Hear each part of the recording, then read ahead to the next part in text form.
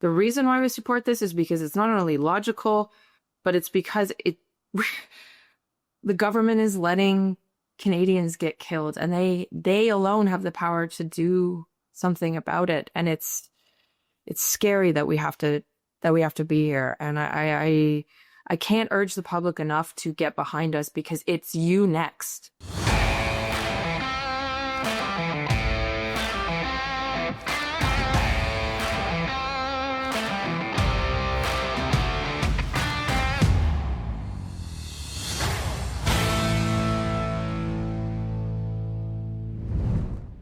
Ladies and gentlemen, welcome back to Northern Perspective. A couple of weeks ago, we sat down with the one and only MP for Brantford Brant South Six Nations, Larry Brock, and we talked a lot about the state of the criminal justice system in Canada. One of the issues that has been plaguing this country since they introduced this horrible legislation is bail and repeat violent offenders.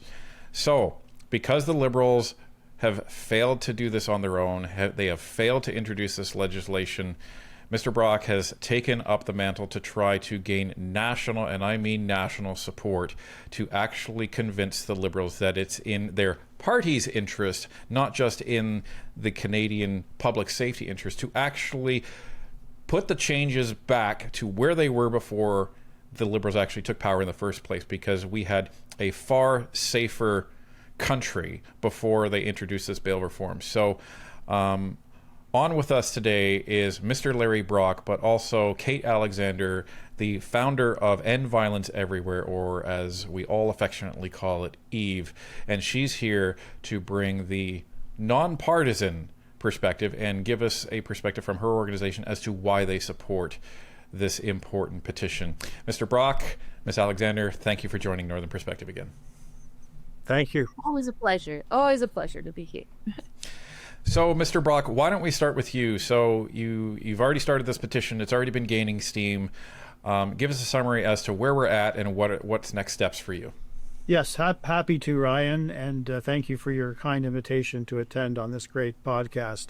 I do want to clarify one comment that you made. In fact, I think you mentioned it a couple of times. In terms of providing a nonpartisan approach to this issue. Even though I am a Conservative member of Parliament, this particular petition and this issue really is and should be a nonpartisan issue. Community safety is in the best interests of all elected officials. It's in the best interests of all Canadians. And when I think about the number one mandate of a government, particularly a federal government, that mandate is to keep us safe. And when you have, for the last 3 years, a groundswelling of support from all interested stakeholders, from law enforcement to premiers to mayors to members of provincial parliament, to victim advocacy groups, Kate Alexander from Eve, a classic example. When you've got those key stakeholders asking the government for real, meaningful reforms to our bail legislation, it's disheartening to know that for the past 3 years, all of those cries for reform have been ignored.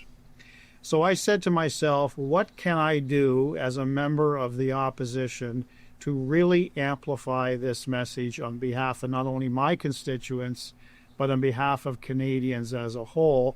And I thought, you know what, let's put together a petition, very straightforward, very clear language, simple language, urging the government to act and to act immediately to repeal that portion of Bill 75, which created the principle of restraint, also known as the catch and release.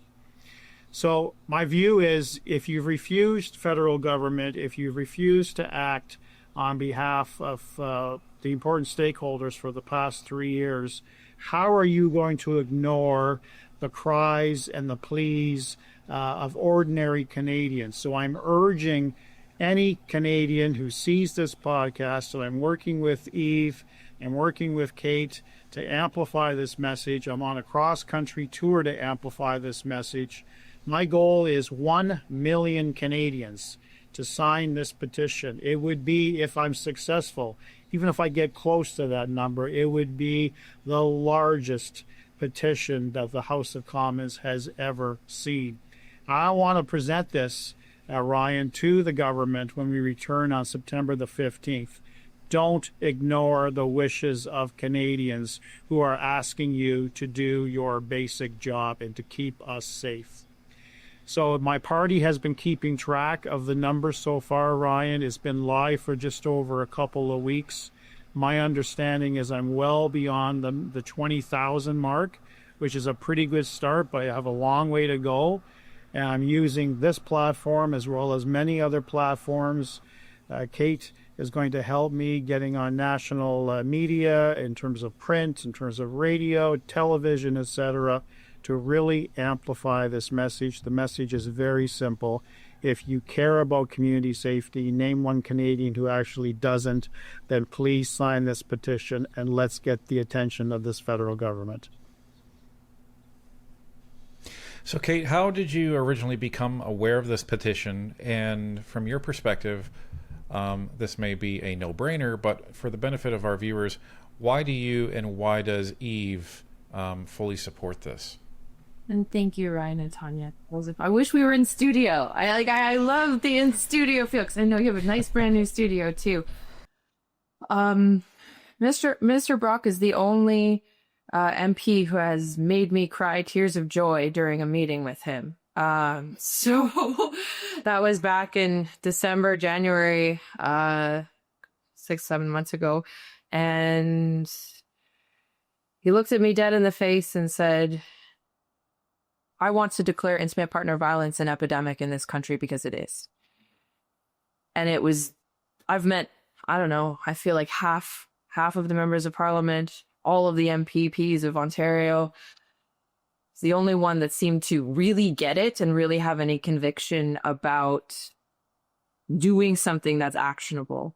We have so much support in the Conservative Party. We are operating as a nonpartisan organization because we have liberal support as well.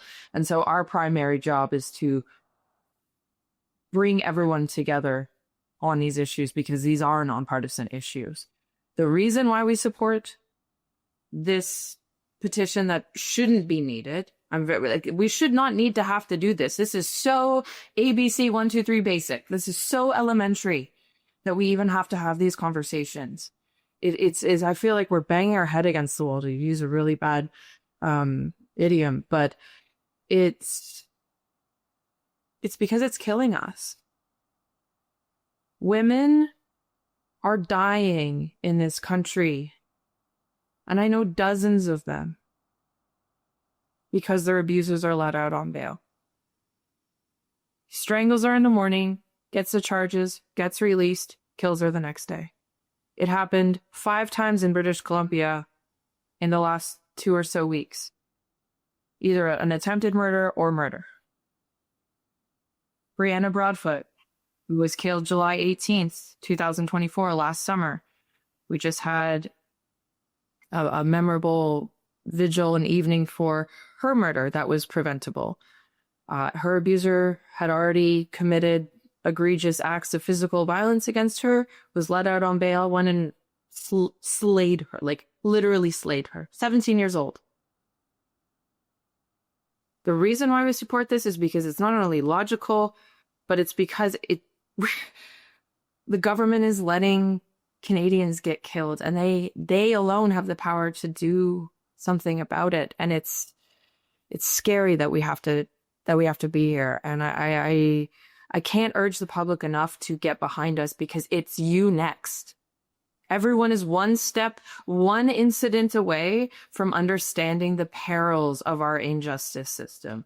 One home invasion away, one drunk driver away, one wrong place at the wrong time, as we've seen with the multiple stabbings over the course of the last weeks as well. We are all one incident away, and the pervasiveness of these issues, it can't be understated. And so my own situation, my abuser who nearly killed me in July 31st, 2021, almost exactly 4 years ago, He went on the run for 3 days and was let out on bail for $500 the next day and began to stalk me and forced me to flee Canada for good.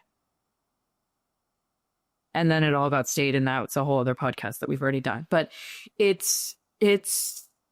I can't, right now my blood is like, why are we letting this happen? Why? I've just spoke on a panel in Ottawa a couple weeks ago, last weekend. I don't remember. Larry, I'm like, I don't know what time zone this is. But I met officers from Scotland, England, Australia, from all over the world. I spoke to police officers. I spoke to the chiefs, and their jaws were on the floor about how Canada handles justice. They're like, you are 25 years behind us. What are you doing? They could not fathom that we have continued on in this capacity and that this is the state of the nation. And we really need the support across the aisle. I don't care who you vote for. I care about you and your neighbor. And so sign this petition. I will come out and say, I'm going to sign this petition, get behind us, because it can happen to anyone. Larry, a lot of people say that are a bit cynical, and I don't blame their cynicism. A lot of people say, what's the point of petitions? Petitions don't work. They don't accomplish anything. But do you look at the fact that the Conservatives, and I would say the nation at large, the fact that the nation forced the Liberals to remove the carbon tax because of all of that groundswell of support, without a bill, without legislation, it was just a grassroots swell of support that ended up forcing them to finally listen to the nation. Do you kind of take that as your inspiration for the fact that this is possible to get enough support behind this to force the Liberals to actually do something about this? Yes, we all represent, all 343 of us, including Prime Minister Carney, represent our constituencies. We represent Canadian interest generally. And as I said at the outset, this is not a partisan issue when it comes to community safety. So yes, I need a viral petition because, to your point, we probably see upwards to 2 or 3 dozen petitions introduced in the House of Commons on a daily basis. A petition to be a lawful petition requires only 25 signatures. By and large, those petitions fall on deaf ears. The government has to provide a response. That's their mandate. But the response is generally a little bit of empathy and zero action when it comes right down to it. So you need to be, and I've always had this corny mantra in my life when I defended criminals in my early days as a practitioner. When I finally saw the light and joined the Crown Attorney's Office, when I prosecuted for close to 19 years, and now as a politician into my second term, I believe that a squeaky wheel eventually gets the grease. So if we have enough Canadians, in addition to all the stakeholders that I referenced, in addition to every single colleague of mine in the Conservative Party, to, I would say, the majority of probably Bloc Québécois and maybe a few of the 7-member NDP party, also, preaching from the same hymn book, that this hopefully is going to get the attention of not only Mark Carney, but also Sean Fraser, our Justice Minister. So while he chooses to be on the barbecue circuit, back at home, spending time with his family, I want to be out there working every single week to amplify this message, because we can't wait. And I can't accept their promises, as we heard in the latter days of our spring session, that we're going to introduce reforms regarding bail and sentencing in the fall. without getting into specifics, without providing a timeline. The thing is with politicians, Ryan, we can walk and chew gum at the same time. There was nothing preventing our justice minister or our public safety minister from introducing legislation this summer. Nothing stopping them at all. They chose not to. So I can't accept, with all due respect to the government, I can't respect their timelines because we can't wait. As Kate has amplified, and there's case after case after case across this country of our justice system running amok. And to really highlight this, I just got back from a quick trip to Edmonton, where I met with the president of the Edmonton Police Service Association and did a ride-along. Do you know what's happening in the province of Alberta, but particularly in Edmonton? For the last couple of weeks, their judges and their justices of the peace are releasing violent, repeat offenders without any conditions. Only requirement is to attend court. Why, you might ask? Why would that be the case? Because they put on record to impose conditions in the circumstances of a repeat violent offender who has a history of violating bail terms would be an invitation to a further breach. I am just completely gobsmacked at the ridiculousness of that assessment by those local judges and JPs. I guess community safety and victim safety are not as paramount, or whether they're trying to get a message to the government. I don't understand why, again, the needs of the offender are taking paramount over the needs of the community and the victim. That is not. So by that logic, by that logic, then if there's no conditions, they can't breach it. Well, but by that logic, I would approach this as, well, we shouldn't have laws because when people do bad things, they would break the law. Like, it's almost the same logic. Yeah, if you really want to extend it to that degree, yes. It's faulty. It's faulty, dangerous logic. But that's what's happening in that part of our country. The criminals know this. My partner, who's been with me for the last 4 years throughout, not only recovering from nearly being killed physically and all of the emotional and mental aspects of that, but the injustice system abusing me further. The injustice system in Canada is an extension of an abuser's arm. And we see this every single day. I mean, I just met with Heather MacArthur, whose child was abducted because the justice system did not prevent the IPV and all of the things that he had done and the abuser had done. Jay, his name is Jay, and now he's abducted Jacob, this adolescent, to Vietnam. And the Canadian government is going, well, he's in Vietnam. What can we do about it? And Heather's been to Vietnam, been to the consulate, trying to get her child back, who's rightfully hers, who has a court order. The police have a warrant out for this guy's arrest. But because the justice system, the injustice system, has failed on so many levels, now we have this massive international scandal. But we see this over and over and over again, almost as if it were a choice. I like what you said, Minister Brock, about that. It is a choice. And Ryan, why have laws? I mean, my partner says to me, he's like, if I wanted to commit a murder, I'll just go to Canada, because it seems to be like you guys can do whatever you want, right? And you don't think that the criminals know this?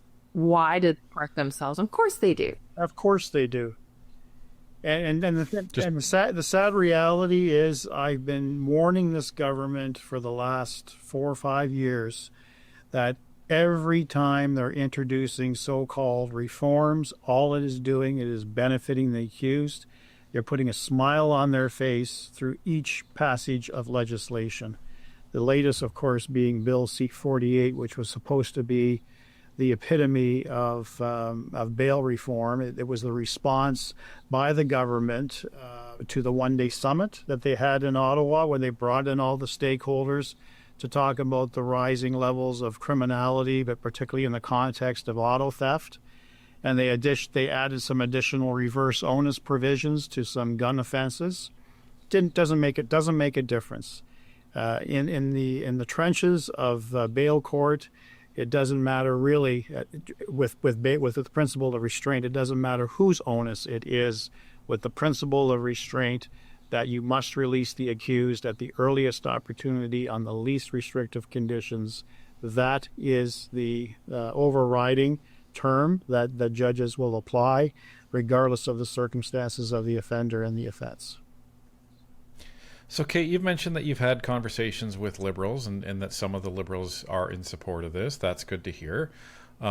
Larry, you've no doubt had conversations with your colleagues in the government across the aisle.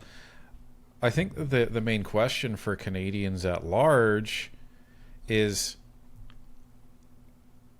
why? Why would they keep putting in these quote-unquote reforms that end up resulting in a, as Kate puts it, a criminal injustice system? Why do they not look at the data and actually see, before we put in these laws, crime was way down. After we put in these laws, crime is way up. Like, are they blinded by ideology? Are they intending on destroying our country? Like, this is the question that I think most Canadians are asking, is why? The ideology, I believe, is baked in with this Liberal government. They have a history of being generally soft on crime, going back even to Chrétien days. I wouldn't consider him to be a hardliner leftist that Justin Trudeau ultimately ended up in the waning days of his government. But even back then, there was an emphasis on the offender at the expense of the community and the victim. So I think it's a little bit of that, and I don't think they want to accept responsibility for the in-your-face statistics that you mentioned, Ryan. And all it takes is you to pick up any of our national newspapers and our local newspapers, and it's one heartbreak story after another. But what they do really well, and they've been doing this ever since I've been a parliamentarian, is actually blaming the provinces, blaming the appointment of the judges and the justices of the peace. Probably a half a dozen times in the spring session, I heard from the crime czar, that's what I like to call her, MP Sahota, as well as the Justice Minister and the Public Safety Minister, actively blaming the province of Ontario, in particular, for some of the cases that we were highlighting, that they were not applying the law. And basically, yes, they are applying the law. They're applying the principle of restraint that you enacted in 2018. So no amount of reform, in my view, by this Liberal government is going to move the needle until that principle of restraint has been rescinded. I took it upon myself to introduce myself to our new Justice Minister within a few days of the opening of the 45th Parliament. I sat down with him and gave him my approach, my viewpoint on what needed to be done immediately by this government to promote community safety. He took good notes. He did not give me any indication that his government would be prepared to accept the things that I was advocating for. And as I said to you on the last podcast, Ryan and Tanya, I want this government to poach my ideas. I want them to take full credit for my ideas, because I don't care so long as we see a justice system that serves the needs of victims and Canadians once and for all. I often talk about a pendulum, and that pendulum needs to be balanced at all times, protecting the rights of the offender pursuant to our Charter of Rights and Freedoms, but also upholding the needs and rights of the victim and the community. There is such a thing as a balance. We're not balanced right now. We have to get to that point. So we have been talking about the fact that there's stats that back up the reason for this petition. There's stats that back up the messaging that Eve and Kate you've been putting out, and everyone needs to know that these stats are not partisan. So this is a graph and it's the latest data that we have from Statistics Canada. This is off of the government's own website. And this highlights exactly what you said before, Mr. Brock, where during the Chrétien era, which is that first red line that you see, you had issues with managing crime in this country. And then once the Harper government took over, introduced new legislation that was hard on crime, and you saw that drop like a stone. Mm-hmm. And then you had Justin Trudeau and his Liberal government come in and start introducing new legislation. And then you see what happened when they passed Bill C-75. It's shot up like a rocket and continues to shoot up. And this is only the data since 2023. We don't actually have the data from 2024 as yet. So we don't know how bad it actually is at this point. Well, I'm sure it's higher. 100%. So this is just data, and this is collected by the government of Canada, not the Conservative Party, not the Bloc, not the NDP, not some partisan organization. It's their own data and their own statistics. So, Kate, like when you see this, and given your own personal story, what does it, I don't know, like how do you feel when you see that this is obviously preventable and legislation was interested to exacerbate this? Like what, based on everybody you've talked to and all the stories you've heard, like what does this, what goes through your head? It's chilling. There's a reason why I moved to the US, because I actually entered to get a restraining order. I've actually court this afternoon to get a restraining order against my ex because Canada's already expired, because my peace bond in Canada, you know, he tried to kill me. Yeah, I want to have contact with him. No, ever in the rest of my life, but I can't get that because it's impossible. So I met a judge here in California who's willing to work with me to ensure that I have some form of safety. And just for a restraining order, if my ex were to enter the LAX airspace, he would be flagged and detained and questioned as to why he is coming to Los Angeles if he has an open and active restraining order from someone here. That is more than Canada has ever done for me. And the crime happened in Canada. I walked out of court a couple weeks ago and was just flabbergasted because my nervous system wasn't like this. I wasn't crying. The judge was like, oh, I get this. This is a problem. Yeah, let me see how I can help you. And I was like, wait, you're not going to come up with some crafty way to shut me up and make me feel bad for this? And I'm not even a citizen of your country. That's how bad it is in Canada. So and thank you for showing that graph, because I think we see it in the headlines, and I am so sick and tired of the headlines. I'm so sick and tired of having to do media on this because it's dumb. It's just so stupid. And I'm reading the criminal code right now, and I've discovered that MPs don't have to read the criminal code. So I've taken it upon myself to read the criminal code. I think that should be mandated that they are required if they're going to be passing legislation. It's just my 2 cents on that. But I'm reading it, and right off the top, within the first 125 pages, it states that everyone is innocent until proven guilty, right there, clean, black and white lettering. And I think that the criminal code it's outdated because we live in this world where there's a digital asset almost to everything now. It happened in my case, my attempted murder is on video. We see it. There's constant paper trails. And I believe everyone has a right to a speedy trial, right to be in court, but we have the Canadian Victims Bill of Rights, but it's not enforceable. There's a subsection down there, I think there's section 28, that states that you don't actually have to apply it.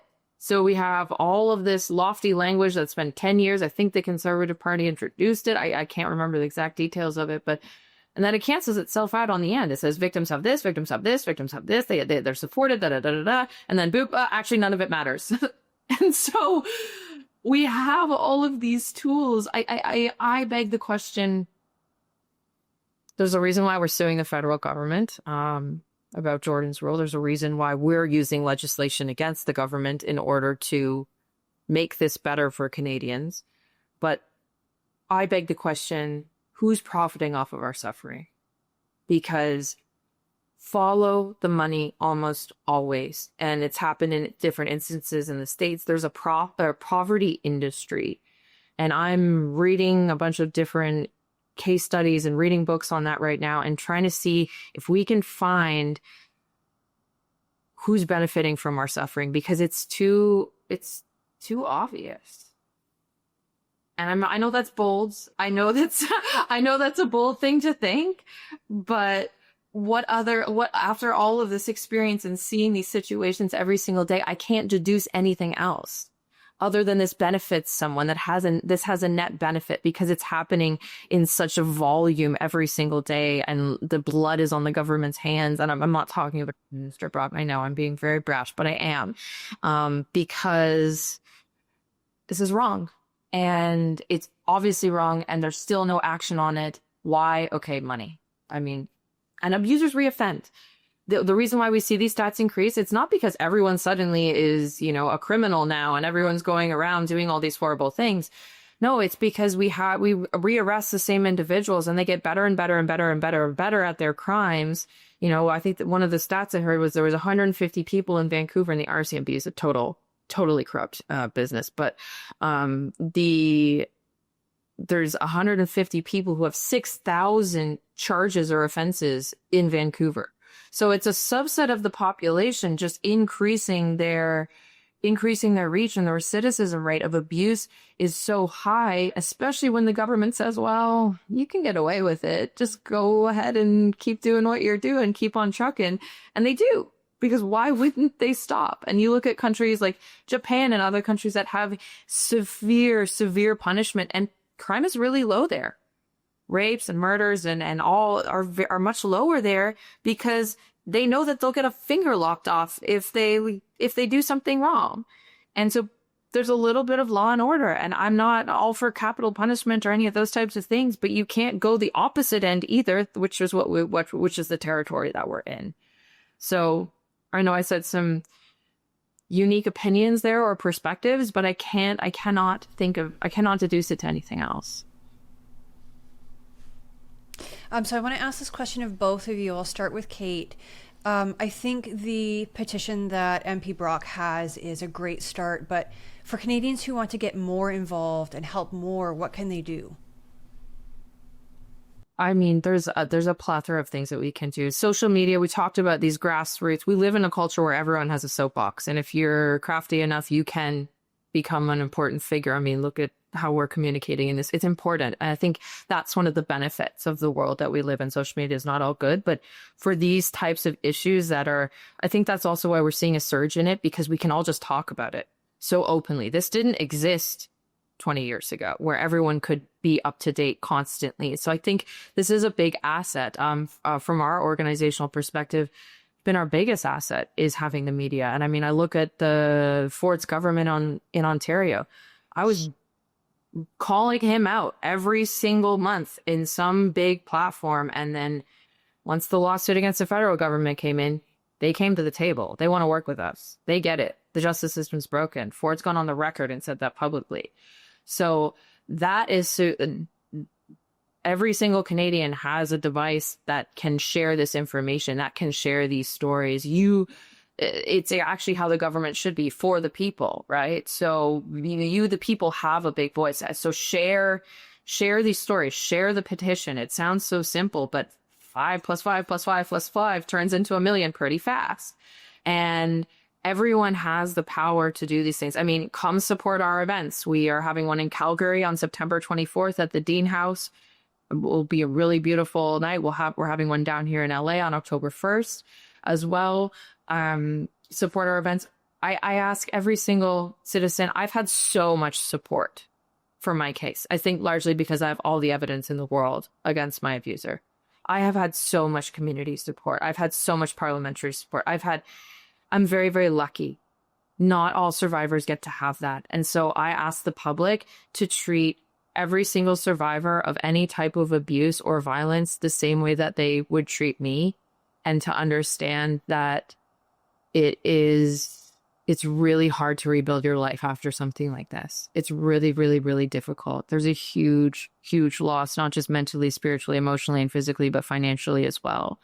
And I'm very lucky. So please give survivors, please believe survivors. We need men. I need your help. I need the boys in on this, because that's where we're actually going to see real change. This is not a women. If we're talking about IPV and SA, these are not women's issues. These are perpetrated by men, and male abusers will listen to other men. And so we really need men to stand up and say, I'm not standing for this anymore. There's a lot of GoFundMe's out there, one for Heather MacArthur, that we need to bring Jacob home. We need that kid back. And if I have to get the US involved in it, I will. But, support her GoFundMe. It's going to good people. Support organizations that are doing this work. Call on your MPs. Write those letters. They do listen. I mean, the whole scandal last year with Anita Vandenbeld, she got like 60,000 something letters into her box, and she's not allowed on that committee anymore. Sorry, not sorry. Yeah. Her and Leah are no longer. Yeah. But I know we say this. Even if it's listen to your neighbors. My neighbor saved my life. Someone's screaming, call the police. Intervene before it's too late. You see something, say something. So there's so many ways to get involved. And I really believe the community's at the precipice of doing this very actively, because they're so angry, and rightfully angry, at where we're at as Canadians. And it's embarrassing and it's sad, but we can reclaim our country, and we all have the power to do it. So. Go ahead, Larry. Kate said it so wonderfully well. It's about amplifying that collective voice of Canadians who are just fed up with what they are reading, what they are seeing, what they are feeling. There is strength in numbers, Canada. You have to respond. You have to write to our new Justice Minister, write to the Prime Minister, write to your own individual MPs. If you'd like, CC me as well. I'd love to be a conduit for Canadians to amplify that voice. I've got a very strong voice in the House of Commons. I'd be happy to share those concerns. But this is the only way we're going to get this government to move, if we collectively say, you have to do your job. Keep us safe. This cannot wait any longer. So Canadians, sign the petition. It's in the description of this video. It's pinned at the top of the comment section in this. Write your MP, write other MPs. Right, Mr. Larry Brock. Write Mr. Larry Brock, write Prime Minister Carney, write Sean Fraser, and let them know that this is not a conservative versus liberal issue. This is a Canadian, versus injustice issue, and that you expect them to deal with this properly, to take the suggestions of this petition and put them into action, so that, to your point, Kate, you can save a life, maybe your own. We don't want other Canadians, as strong as Kate is, and I admire her tenacity and her strength. I'd love to have her back in our country again. We can't afford victims to leave our country because our country is letting them down.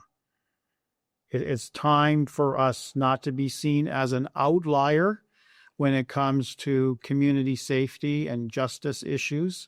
And that's unfortunately where we stand in the world right now. We are a haven for criminals who are laughing every day and thanking the Canadian electorate for granting this Liberal government a fourth mandate.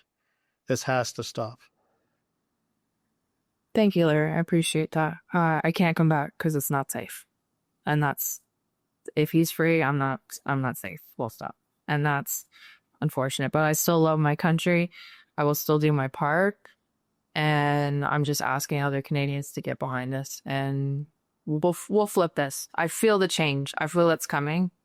We'll flip this. We just need that final push. So I thank you. Thank you, everyone. Canada, it's on us now. Let's get to work.